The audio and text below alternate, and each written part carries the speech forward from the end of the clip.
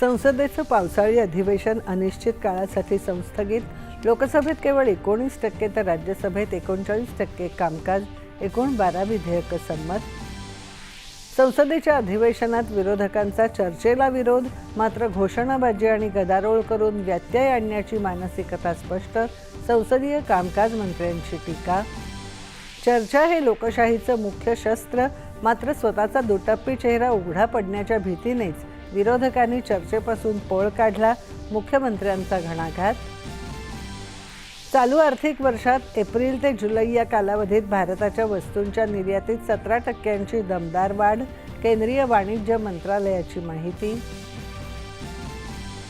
राष्ट्रपतींच्या हस्ते नवी दिल्लीत संगीत नाटक अकादमी फेलोशिप आणि अकादमी पुरस्कारांचं वितरण.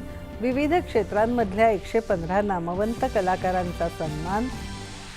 वेगाने बदलत्या काळात लोककला जिवंत ठेवण्यासाठी ठोस प्रयत्न करण्याचं राष्ट्रपतींचं आवाहन.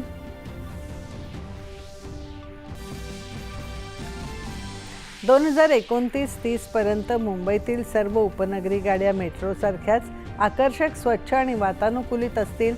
त्यासाठीचं द्वितीय श्रेणीचं भाडं न वाढवण्याचा निर्णय. मुख्यमंत्र्यांची माहिती.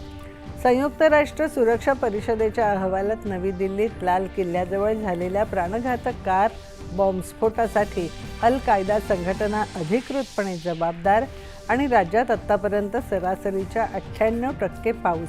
मोठे, मध्यम आणि लघु प्रकल्प मिळून धरणांमध्ये सध्या 72.18% उपयुक्त पाणीसाठा.